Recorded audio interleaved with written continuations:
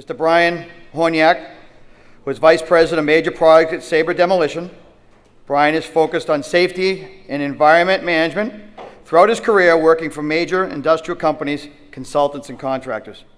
I'm really happy to be here. It's my first time at this event, and been a lot of great presentations so far. And one of the interesting things that came up in an earlier presentation was relying on your health and safety people to steward health and safety full time. And while that's granted their job, we have our corporate health and safety director here from Sabre, yet I'm up here giving the presentation.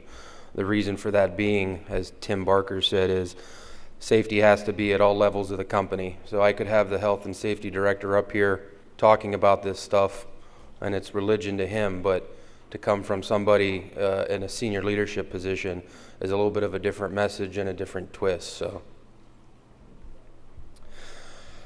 So what I really want to focus on is getting your wheels turning and doing some soul searching in your minds with regards to how strong is health and safety in your organization. And so hopefully, as we talk through as a group here, you'll start to think about analyzing what level of safety and how mature is it in your company.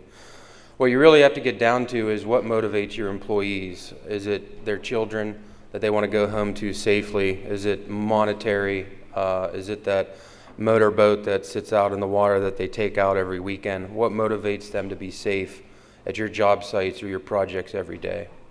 One of the things that motivates me is my 4 children that I have, as well as my beautiful wife who's here, and we're celebrating our 10-year anniversary here. So really, what motivates your employees? What motivates you? What motivates you as a senior leader to be out there at the project or at those meetings so that your employees can visibly see you preaching and believing in it? These are just some safety statistics that I had to put in here as a placeholder, and it really comes from OSHA in the U.S. And you can see here that the construction fatal 4 that they have tallied up is falls, electrocutions, being struck by objects, or being caught in between. And then the figure with the graph shows worker deaths. And you can see that we've come a long way since OSHA was established. We haven't had as many deaths or injuries, but we still have a ways to go. And so I'm hopeful that talking to you all about behavior-based safety, we can achieve that together. So what's the status of your program? Do you have a corporate health and safety director? Do you have somebody that's been doing project management for 20 years and now you've slapped the health and safety hat on that individual to run your safety program? Do you have safety personnel on each project? Do those individuals lead your meetings? Do they handle the safety and health paperwork? You know, what level of safety do you have dedicated to the project level? Is your company a member of an organization, the National Safety Council? NDA has an education committee that also focuses on safety. You know, what is your dedication in an organization capacity? And then do you have safety manuals? How often do you take them off the shelf? Do you have policies, procedures, method statements? And the thing here is, while we need safety to keep our employees safe, we also need safety to get more work. Because with that pre-qualification paperwork that you all fill out to potentially get that RFP or to work for that client, guarantee safety is going to be one of the categories. You have a fatality or your TRIR is elevated, you're probably not going to move on to the next phase. So safety is not only important to protect employees, but we need it to keep our doors open and to maintain business. These are just a few of the behavior-based programs. There's a lot of them out there. DuPont Safety Training Program, Michael Topp's Process, Performance Solutions, amongst others. Does anybody currently use a behavior-based safety program at their company? Just raise your hand. Okay, good. So what I want to talk about is a system called Loss Prevention System, and this was actually the paperwork that we submitted for the Safety and Training nomination through Steve Ducker. And what LPS, the acronym LPS, again, stands for Loss Prevention System, focuses on is not just health and safety. It started in the oil and gas industry. Companies like Chevron and ExxonMobil, if you've ever worked for any of them, you may have seen this multicolored triangle.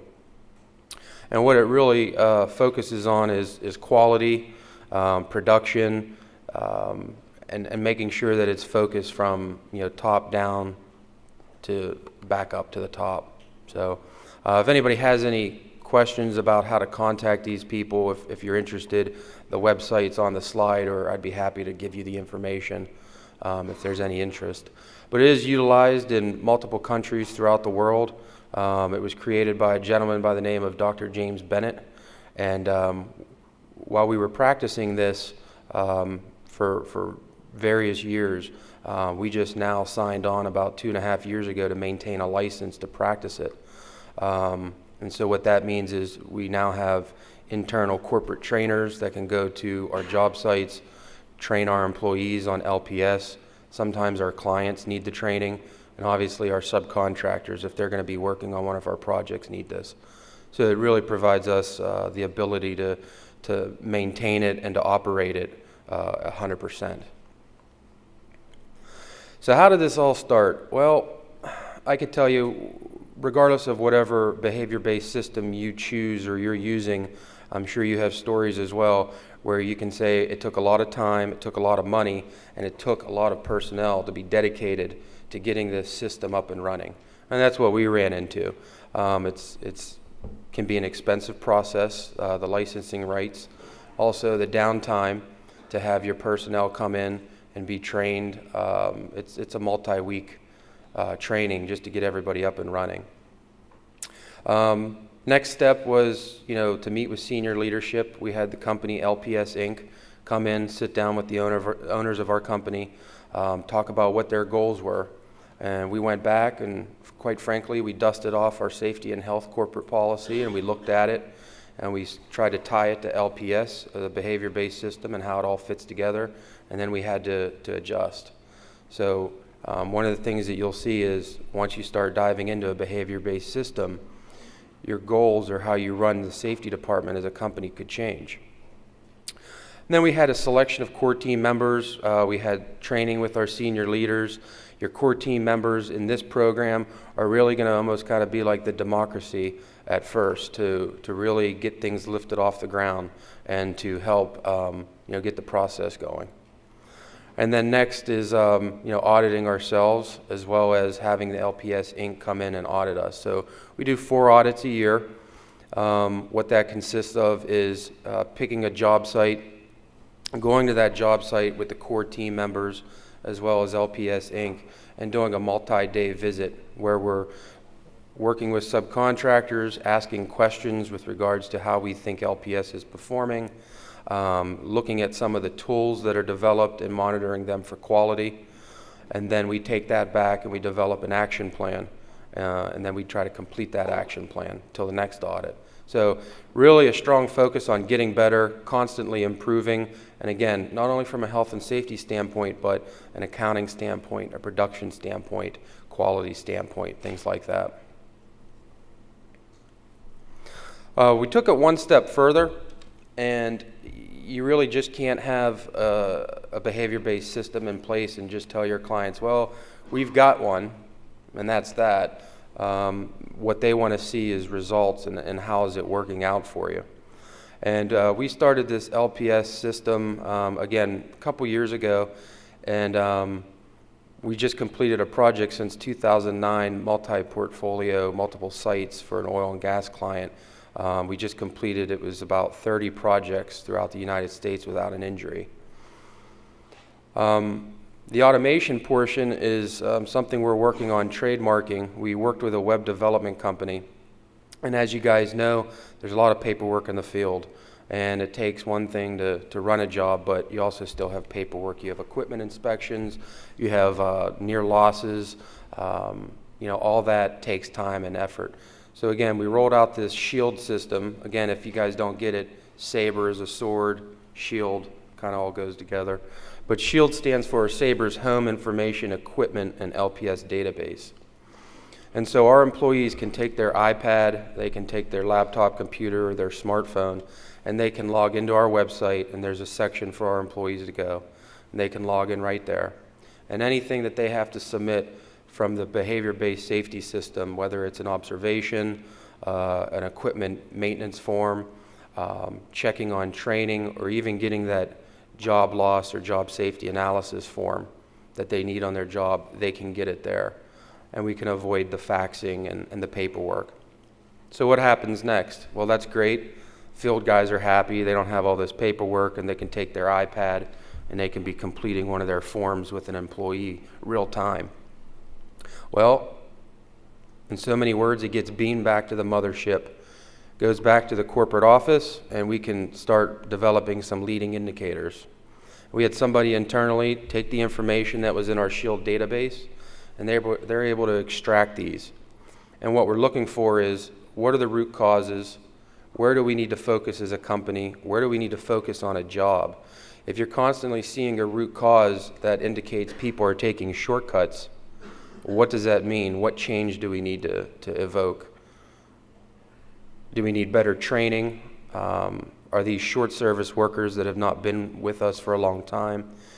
What do we need to do? What kind of action plan do we need? And so all this data is captured so that we can analyze it.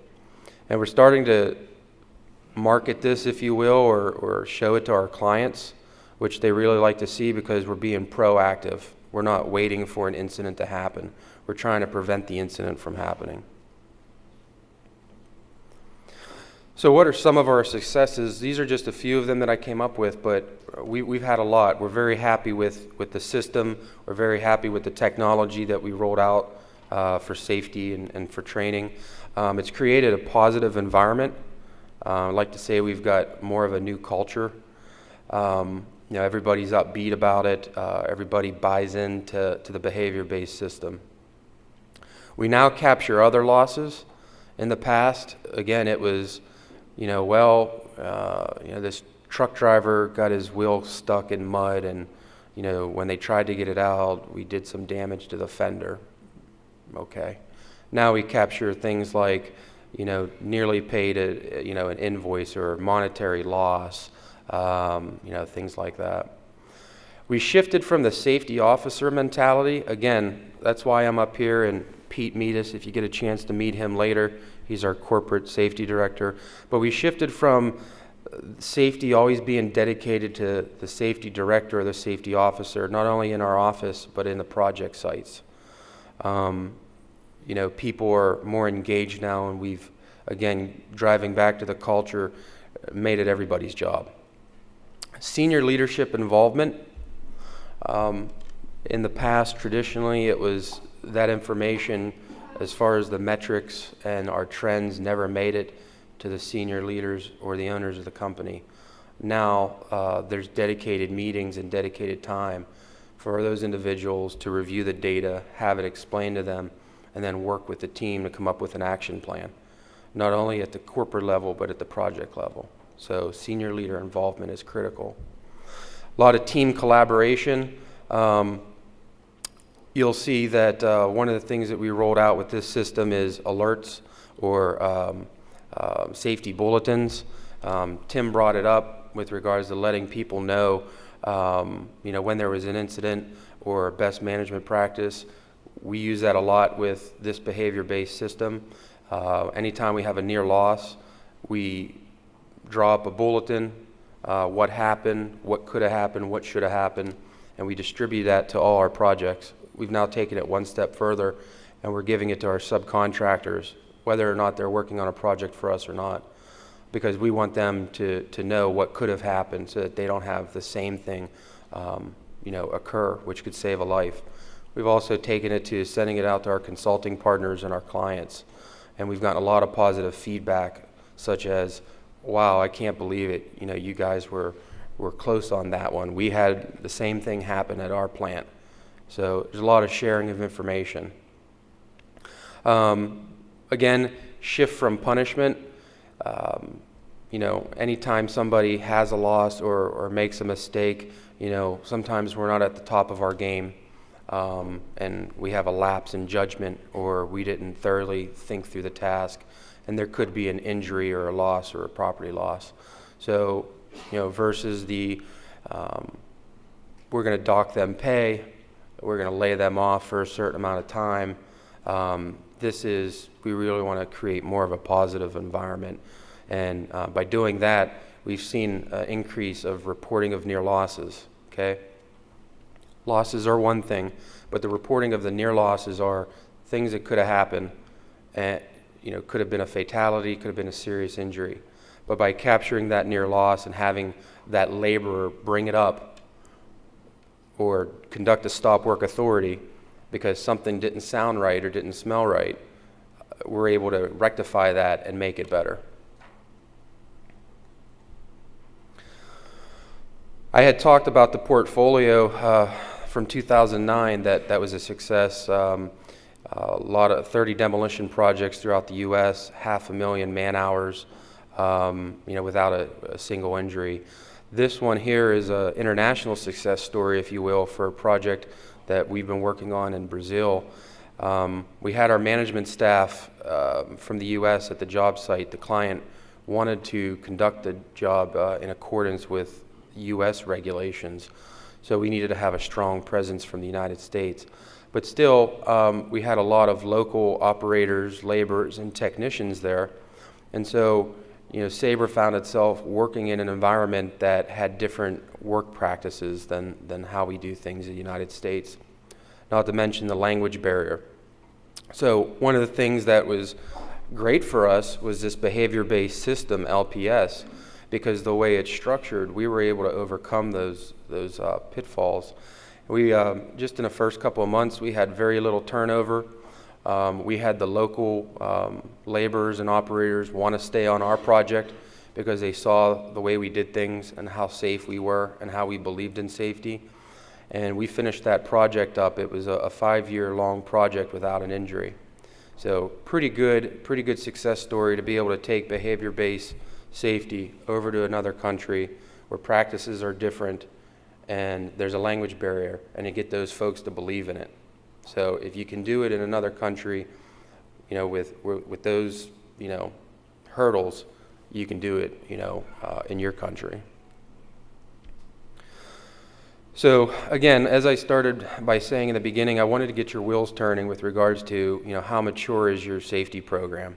Do you have an individual that runs the safety and he or she is off doing their own thing, and they've got the policies and procedures and they're keeping us up to date with OSHA or EPA requirements, and we're good to go? Or are you involved in understanding the maturity level of your safety system?